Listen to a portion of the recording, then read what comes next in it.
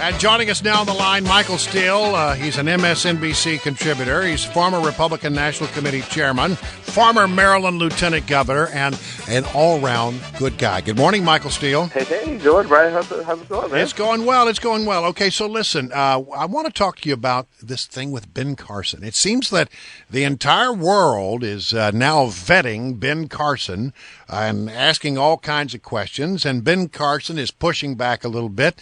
Why is it all of a sudden, do you think, that Ben Carson is getting all of this additional scrutiny? Well, I think largely because of his position relative to the other candidates at the polls. He's made a very big leap in the last couple of weeks. He's moved up steadily. He's garnered a lot of support among particularly Christian conservatives within the GOP. And as you know, as you go up that poll, the spotlight gets brighter, the scrutiny gets more intense. But in particular, when you are coming from the outside as he is, and you're using your bio as your resume for the job, you're going to get scrutiny. I mean, it's not like they can go back and see, what you did as governor of the state or what you did as an elected official or something like that, where you have a very public record. Ben has, for the last 15, 20 years, used his biography as his resume, part of his calling card, if you will, to enter into politics as an outsider and to make, to sort of push the system in a different direction. Well, let's say, okay, fine, let's look at what that bio is, and that's the scrutiny that you have going on right now. I understand that, but I mean, he makes a good point that, you know what, there was another politician that we didn't know a lot about, and nobody really did this kind of pushback on Barack Obama. Well, yeah, that's the double standard. That's you're a Republican candidate for office. We've seen it played out on debate stages. We've seen it played out in the type of scrutiny they give to their resume. And I think he's right to make that claim. But there are some things where even his campaign now has come back and has said, well, it wasn't quite that, or that's not exactly what he meant. And that's where this thing begins to get off the rails a little bit when you're trying to square it all up. You're the one who wrote the story. You're the one who's telling us the narrative. So when the investigation of that narrative begins, and you find out that no one that who was around you at the time recalls this, that, or the other thing, that's what creates the kind of noise that you see being played out right now. I think what the campaign's trying to do is, as quickly as possible, get in front of it. They can't dismiss it. They're not going to let you get away with that, because again, even with Barack Obama, the difference was he had an elected position that they could look to. He had another record that they could refer to beyond his bio to go after. A couple of things on that, Governor Steele. Lieutenant Governor Steele, excuse me, wishful thinking. Mm-hmm. First of all, what has his campaign said is not exactly right? I mean, the only thing I know is that he's personally changed the name of the gentleman in question that he attempted to stab because he's trying to protect a family member. Other than that...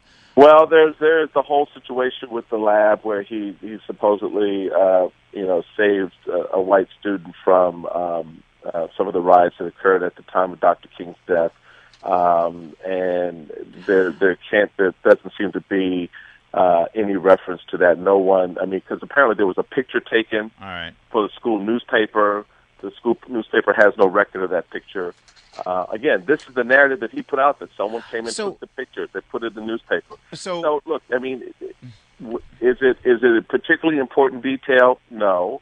But again, this is what happens when you get to that point where the spotlight is on you. Donald Trump has written... And you lead with your narrative. Donald Trump has not held elective office, just like Dr. Carson. Donald Trump has written 15 books. And Donald Trump has gotten that scrutiny, and they've gone after him. Over his books? Over what he said in his books? It seems to me like I'm seeing the media going after Dr. Carson because they have an issue with his life story. They don't Donald Trump over his books. They just go for Donald Trump because he's Donald Trump. But Donald Trump has also been in the public spotlight for forever. Well, so the Donald, that's just not even a fair comparison, because Donald Trump, in all aspects of Donald Trump's life, from his marriages to how he's run his businesses to what he says, all of that has been a part of the public storyline for a long, long time.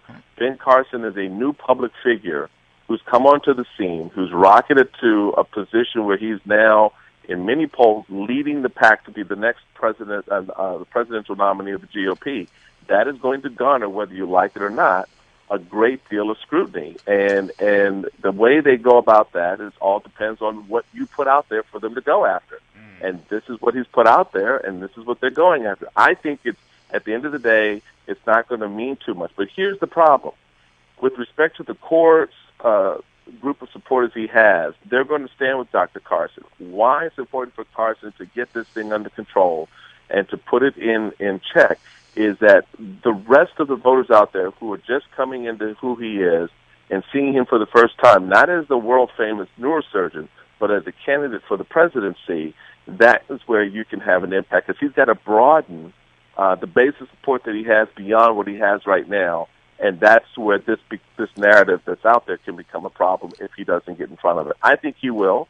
I don't think there's a whole lot of there, but this is part of the course he's got to go through. All right, so the RNC debates, the media debates that are going, there's one tomorrow, and a lot of the GOP candidates are really complaining about the way these debates have taken form and taken issue with the RNC, who has negotiated the terms of said debates. You used to be in the RNC. You probably had to do some of this.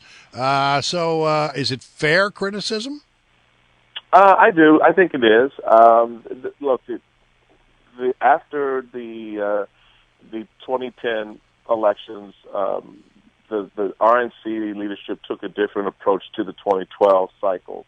After the 2012 cycle didn't turn out the way they thought it would, they said, we want to control this now. We want to control the debate process better. We want to be able to make sure that candidates have a fair shot to get their story out there. And so from the Fox debate to the CNBC debate, that has not necessarily been what's played out for the candidates. And the candidates for the first time said enough's enough.